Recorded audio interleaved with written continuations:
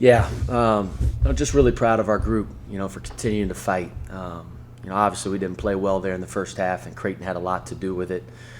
They got a really good team. They're really well coached. I mean, Coach McDermott does a tremendous job, and they got a really nice team. But I wrote up on the board at the halftime. It's what we talk about every game, whether we're up, whether we're down. The most overrated thing in sports is the halftime score. Nobody remembers, if you were winning at halftime. That's why you play 40 minutes. I thought the other word I put up on there was swagger. Like we had to sometimes listen. You just got to see one drop, and then it can open up the floodgates. And we have not shot the ball well for the last 4 games. But Jack got us off to obviously a tremendous start there in the second half, and I thought it caught on like wildfire. We were able to kind of pick on Ryan Kalkbrenner. Playing 2 bigs was really good for us with Zach and Jack. Because whoever he was on, we wanted to invert our offense and put that guy out on the perimeter and pick and pop. Then we try to pick on the other guy and really try to post that other player. I thought that was really working in the second half, gave us a great rhythm, a great way to play, and created a lot of wide open shots for us. And then, Paul Scruggs, man, he was. I thought he really controlled the tempo in the second half. I don't think we ever played too fast. We played at our own pace, got the ball where we wanted to get the ball. We knew what the mismatch was, and he was really good at pick and rolls and pick and pops, and he ended up with 8 assists, 0 turns, 18 points. So, and obviously it's good to see Nate Johnson make some shots. And I've said this before, he's the best shooter in the country. And sometimes if you've ever, again, at the highest level athletes, whether you're, Johnny Bench with the Cincinnati Reds as a hitter, whether you're Steph Curry in the NBA, where he's one of the best shooters, obviously, of all time, everybody goes through slumps. And you have to embrace those valleys, and you got to work your way out of them. You got to take it head on, and Nate has. And listen, he's the best shooter in the country, and I think those numbers will bear themselves out over time. And obviously, it showed through tonight. So really proud of him. But great fight by our guys. We obviously got to continue to put 40 minutes together. But I felt like for the first time, man, I felt like our group believed. They had that confidence. They had that swagger, which was really, really good to see in the second half. First question, Adam. Travis, I'm sorry, my Wi-Fi cut out a little bit. You said you wrote swagger on the halftime board, and then what other thing? Yeah, the most overrated thing is the halftime score, and then we talked about swagger, and because it's the most powerful drug in the world, right? Confidence is, and it's amazing what can happen when guys start believing. You see one go in, all of a sudden that rim feels like it's huge, right? Feels like that you can make anything, and just proud of our group, man, for continuing to fight, continue to believe, and but that's what we do as Xavier. We're going to play hard for 40 minutes, regardless of the score, regardless of the circumstances. Rick Boring. Travis, you were talking about inverting your offense there in the second half. Was it kind of interesting? Because I think last game we talked about the first half, you tried to stretch Kalkbrenner away from the basket. It didn't work as well. You had to ground him in the second half by ducking in and playing behind him. And then this game, it seemed to be the exact opposite. That didn't work in the first half. And the second half, you had to stretch him out and use your big guys away from the basket. Was that kind of interesting to see it flip-flop like that? It is. Game 1, half number 2, we grounded him a lot more. And we tried to do that in the first half. Did not work nearly as well. And then we went into the second half. We said, screw that. We're going to try to get him out on the floor, try to get him away from the rim. And like I said, we found a really, really good rhythm.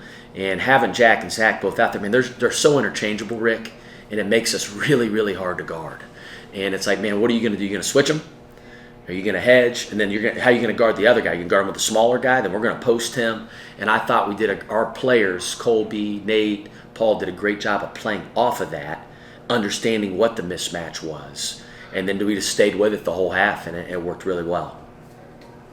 Adam?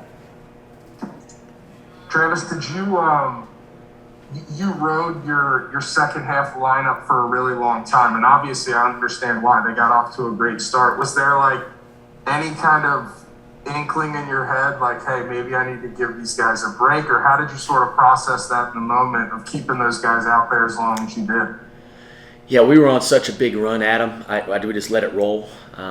Zach finally asked to come out. He was gassed. I didn't really want to take him out. He's playing well, but we wanted to ride with the hot lineup. And listen, our guys off the bench were awesome. Jerome, Dewan, AK, our whole bench, Ben Stanley, Cesar, everybody was into the game. Deontay, they were positive. They were great teammates, even though maybe they weren't on the floor, right? And obviously Jack got in foul trouble there in the second half. He picked up 4 fouls, and we had to take him out. But yeah, we just kind of stuck with the same lineup there because it was working so well, and I thought we found a really good rhythm. Adam? Yeah, we talked about halftime, and I was curious, did anyone or anything in your locker room at halftime lead you to believe that your team might put a second half together and get you back in the game like that? Like, were there any kind of signs or symbols that you saw? Yeah, I think we were positive. I think our guys believed. You can just tell in their eyes. And listen, we've been down before, unfortunately. It's been a trend here the last few games, but we fight our way back. Our guys do. We don't have any guys that are going to just quit in there. We're going to play hard for 40 minutes. And I think anytime we have the player leadership with a guy like Scruggs, man, who's been through all the wars he's been through in college basketball, you hear his voice before as I was walking into the locker room. He's just a calming influence on our guys. And like I said, man, just really proud of our guys. Rick? Travis, have you ever been around another team that's gone through a stretch of games like this where, regardless of what the execution is like or the quality of the shots is like, you're getting enough to where some of them should go in? It just seems like none of them will go in the first half of games. And in the second half of this one, it seemed like everything was going. It's just a weird thing to watch with this team right now. Rick, you're right. I mean, listen, I wish I could just bottle up that second half, right? And we could have it for the rest of the year.